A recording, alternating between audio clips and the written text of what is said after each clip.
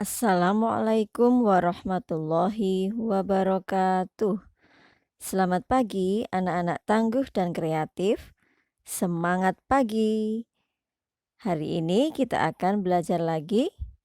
Tapi sebelumnya marilah kita membaca doa sebelum belajar.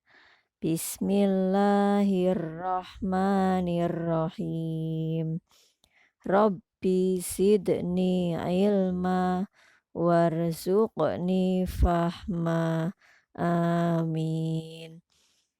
Baik anak-anak, kita akan belajar tema 6, merawat hewan dan tumbuhan, subtema 2, merawat hewan di sekitarku, pembelajaran 1.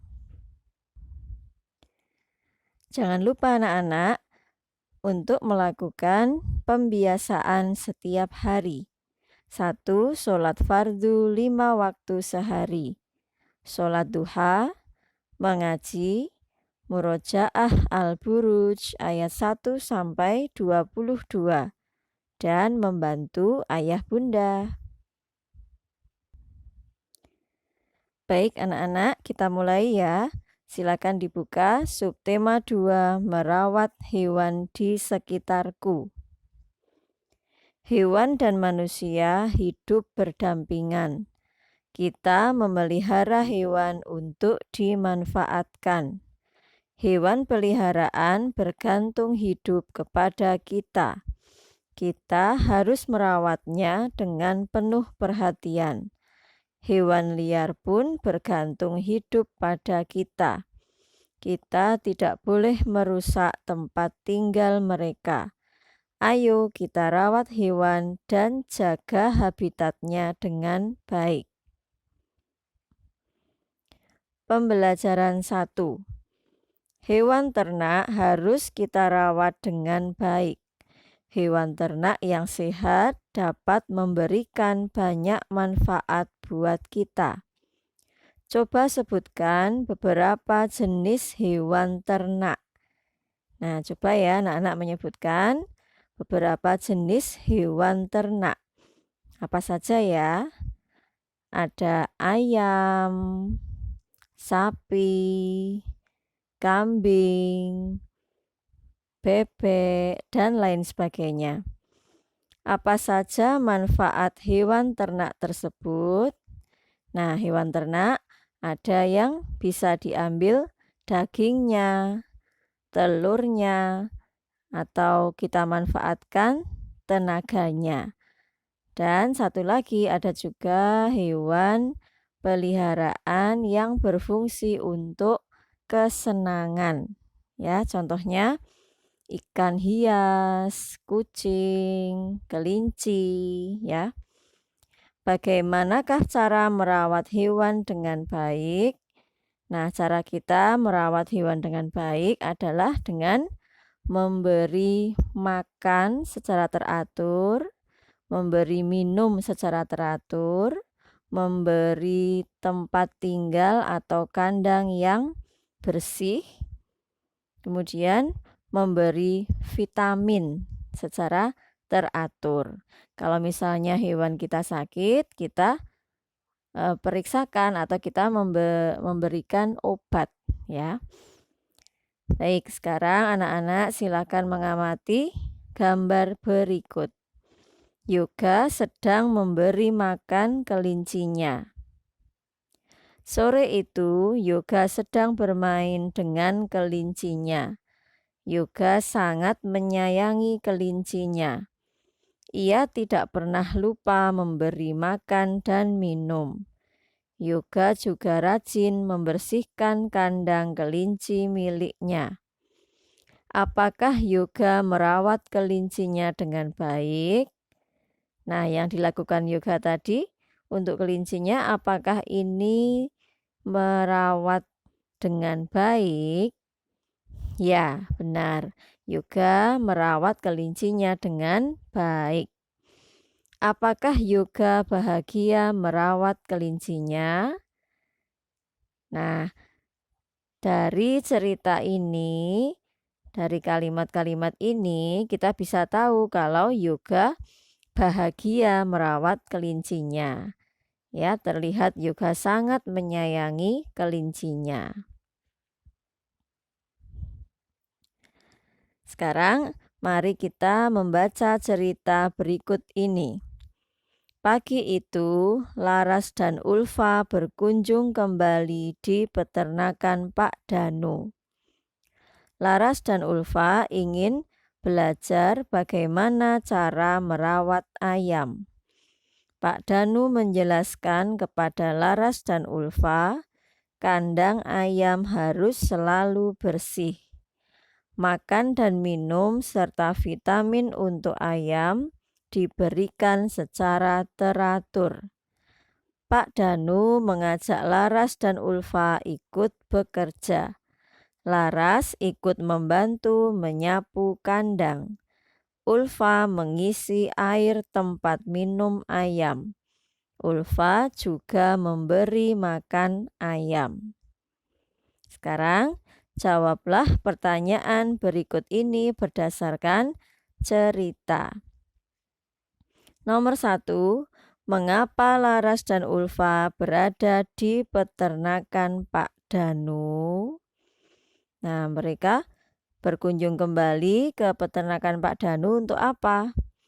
Untuk belajar bagaimana cara merawat ayam.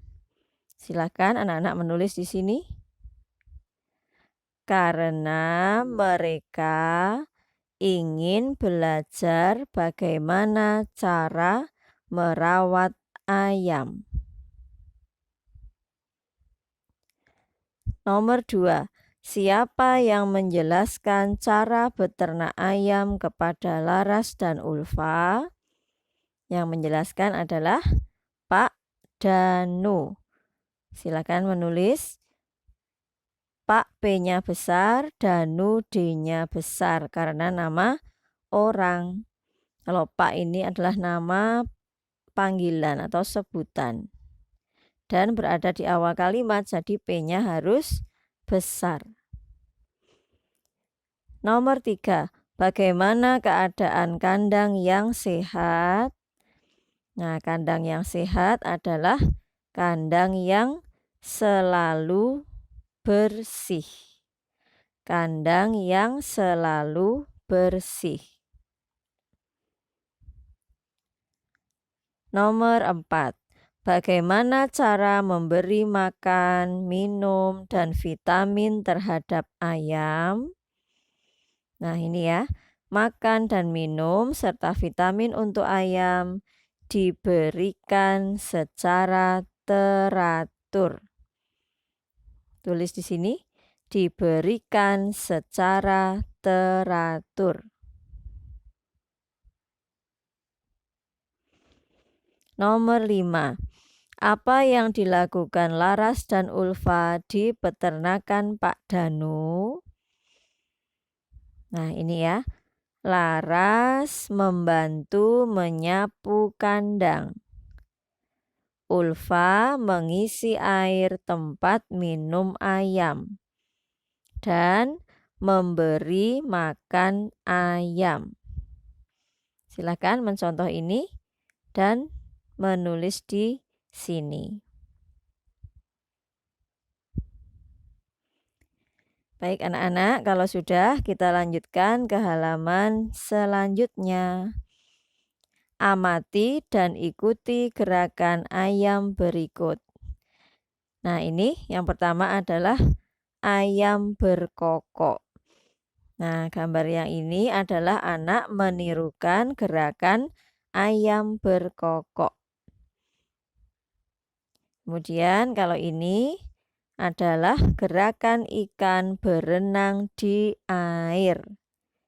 Ya, gerakan ikan berenang di air. Kemudian yang ketiga, gerakan burung terbang. 4, gerakan kucing melompat. Nah, anak-anak nanti bisa mempraktikkan sendiri ya di rumah, menirukan gerakan-gerakan hewan seperti pada gambar ini. Nah, satu lagi belakangnya masih ada ya, gerakan sapi melenguh. Nah, mulutnya seperti ini.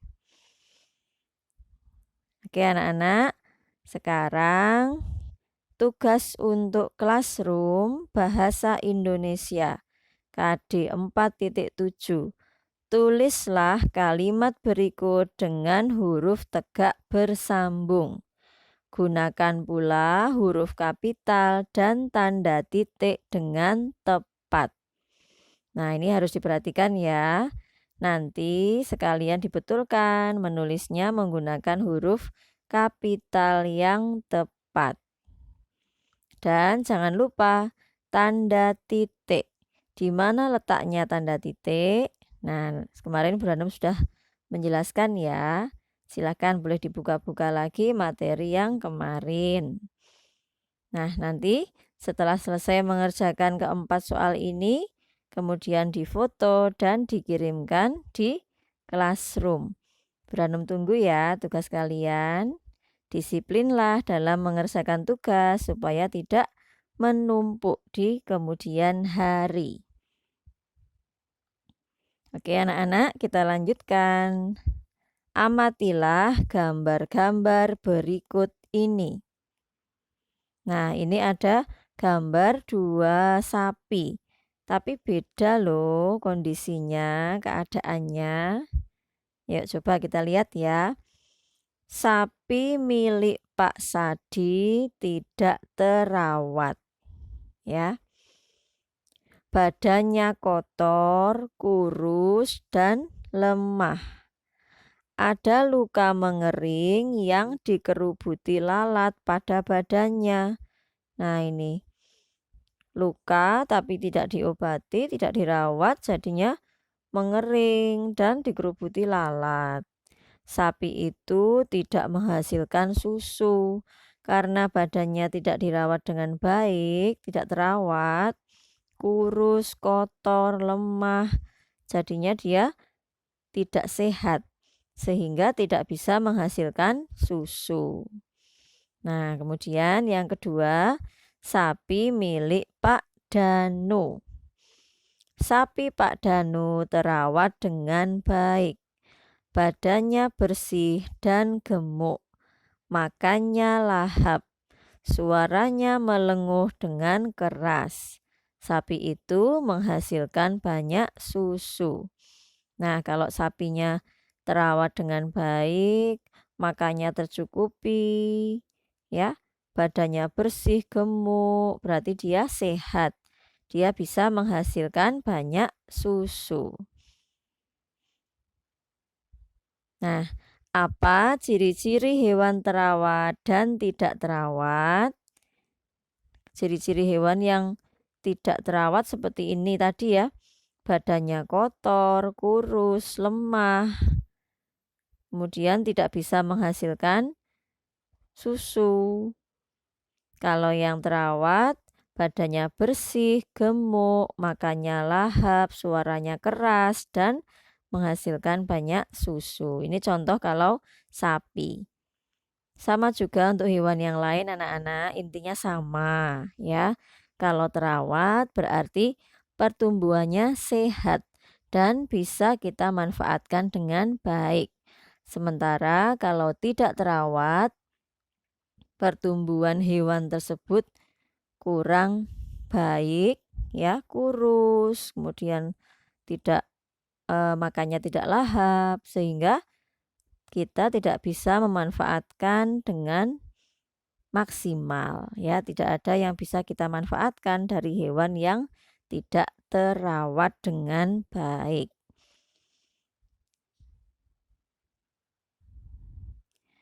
Oke anak-anak, sekarang berilah tanda centang kegiatan merawat hewan yang benar.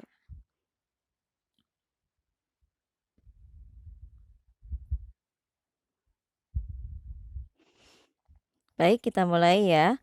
Membuatkan kandang. Ini centang, betul ya. Kita harus membuatkan kandang untuk hewan yang kita pelihara. Hewan tidak dimandikan, ini salah. Memberi cukup makan. Benar, centang. Memberi minum air bersih. Benar, centang.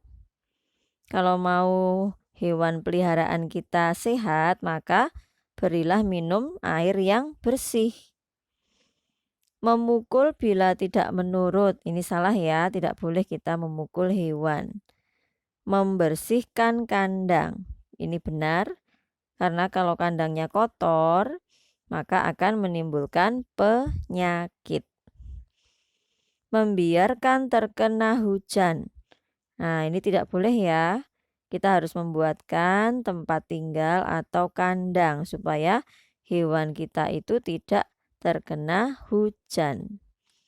Memberi obat dan vitamin ini benar. Harus kita berikan obat kalau hewan kita sakit dan kita berikan juga vitamin secara teratur supaya tumbuh dengan sehat.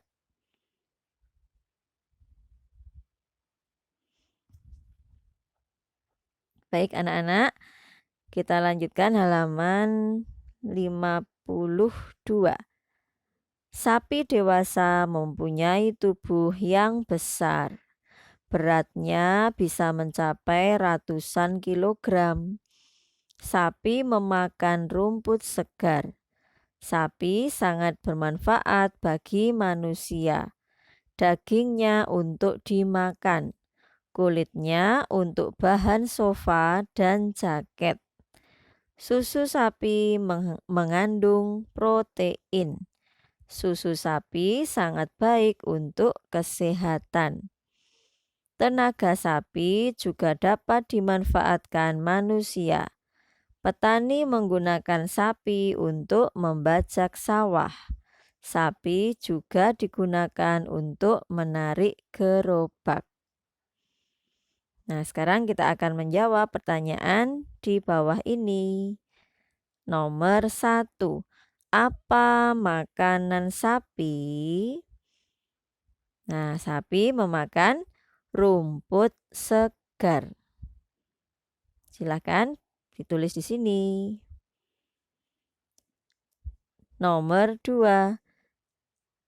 Apa manfaat daging dan susu sapi bagi kesehatan?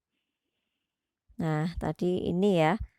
Daging dan susu sapi mengandung protein.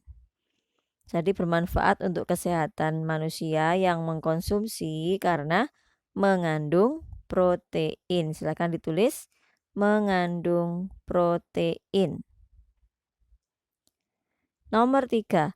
Apa saja manfaat kulit sapi? Nah, kulit sapi bisa kita manfaatkan untuk bahan sofa dan jaket.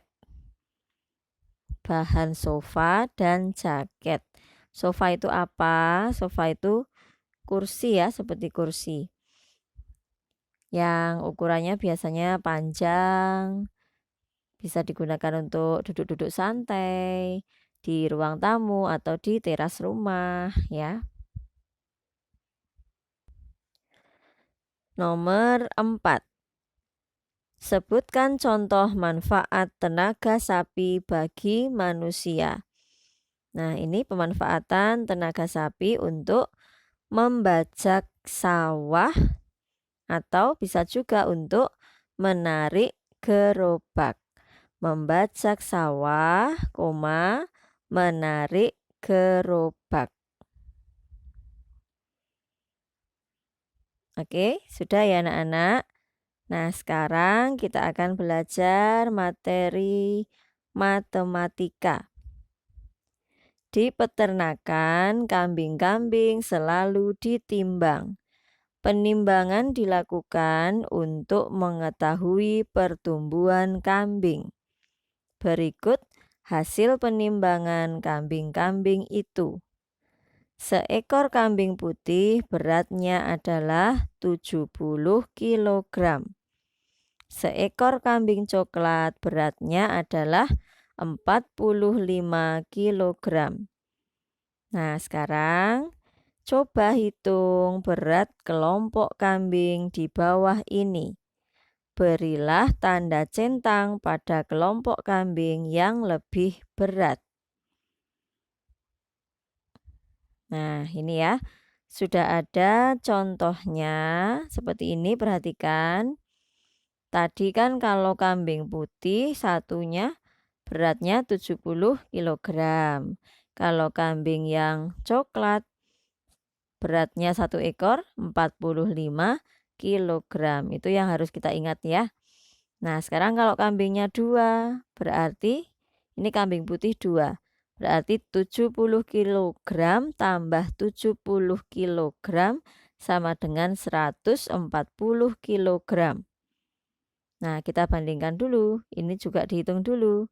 45 kg tambah 45 kg sama dengan 90 kg. Nah, sekarang kita bandingkan 140 kg dengan 90 kg, lebih berat yang mana? Ya, benar, lebih berat yang ini ya. 140 kg. Berarti ini yang kita centang. Nah, sudah paham ya anak-anak ya? Oke, kita mulai mengerjakan. Nomor 1.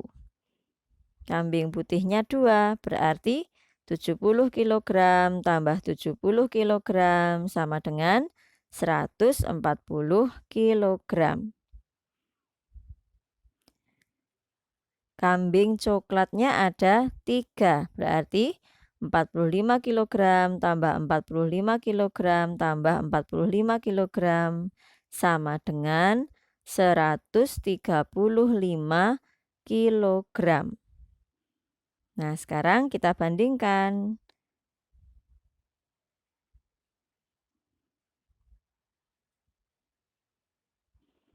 Sekarang kita bandingkan ya. 140 kg dengan 135 kg, lebih berat yang mana? Ya, betul, lebih berat yang 140 kg. Berarti ini yang kita centang. Nomor 2. 1 ekor kambing putih 70 kg. 2 ekor kambing coklat 45 kg tambah 45 kg sama dengan 90 kg. Kita bandingkan 70 dengan 90, lebih berat yang mana? Ya, lebih berat yang 90 kg. Ini kita centang.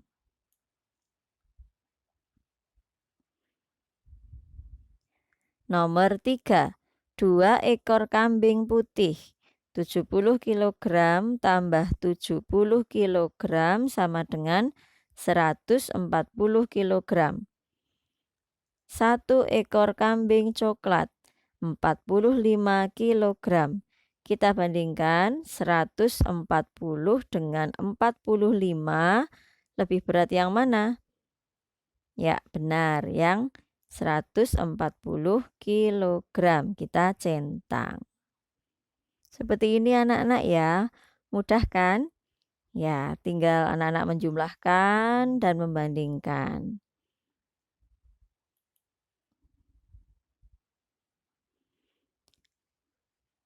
Oh, masih ada satu soal lagi. Baliknya ya anak-anak. Nomor 4.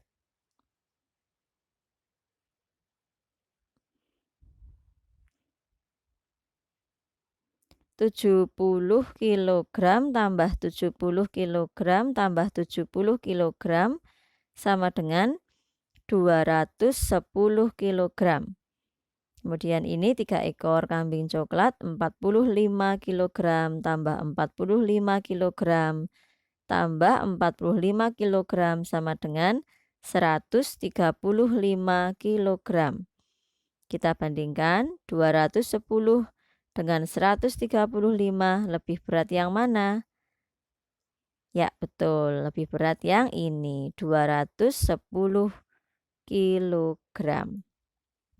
Nah, anak-anak, untuk menulis yang ini ini dan dengan nomor 1, 2, 3 yang tadi, kilogramnya jangan lupa ya.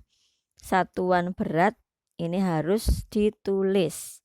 Jangan cuma angkanya saja 70, 70, 70 gitu, kurang lengkap ya, harus dilengkapi dengan satuannya. Karena kita sedang menghitung berat benda. Baik anak-anak, sekarang perhatikan nomor 2. Coba kamu pasangkan gambar benda-benda berikut dengan alat timbang yang sesuai. Tahukah kamu bahwa timbangan itu banyak jenisnya? Nah, kemarin Bu Ranum sudah menjelaskan ya. Di halaman-halaman depan itu ada loh kemarin bermacam-macam bentuk timbangan. Dan fungsinya juga berbeda-beda. Timbangan untuk menimbang kambing tidak bisa digunakan untuk menimbang telur. Timbangan untuk menimbang emas tidak bisa digunakan untuk menimbang gula. Jadi fungsinya masing-masing berbeda-beda. Nah, sekarang kita hubungkan benda dengan timbangannya yang tepat yang mana ya. Sekarang telur 1 kilogram menimbangnya pakai timbangan yang mana ya? Nah, kalau kalian pernah lihat penjual telur kalau menimbang pakai yang mana? Nah, yang ini ya, kalau pernah lihat timbangan telur itu bisa menggunakan timbangan ini. Timbangan kodok atau timbangan meja namanya ya. Nah, kalau sekarang beras 20 kilogram. Nah, berasnya ini dibungkus dengan karung besar ya. Mana timbangannya? Nah, jelas yang ini ya. Ini adalah timbangan beras.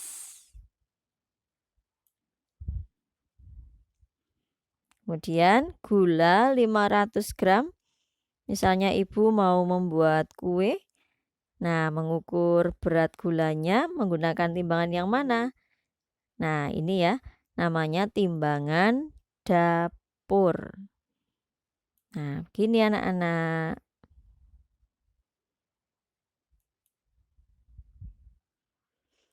Baik anak-anak, materi tematik untuk hari ini cukup sampai di sini ya. Bu Ranum ingatkan, hari ini ada tugas classroom. Setelah ini nanti anak-anak mengerjakan dan mengirimkan ya. Jangan ditunda-tunda. Ya, kalau menunda tugas nanti akhirnya memberatkan kalian sendiri. Dan hafalannya Al-Buruj yuk dihafalkan lagi dan disetorkan Bu Ranum ya. Direkam atau di video dan disetorkan ke Bu Ranum. Baik anak-anak, terima kasih atas perhatiannya. Selalu jaga kesehatan ya. Marilah kita akhiri pembelajaran kita hari ini dengan membaca hamdalah. Alhamdulillahirabbil alamin. Beranum akhiri. Wassalamualaikum warahmatullahi wabarakatuh.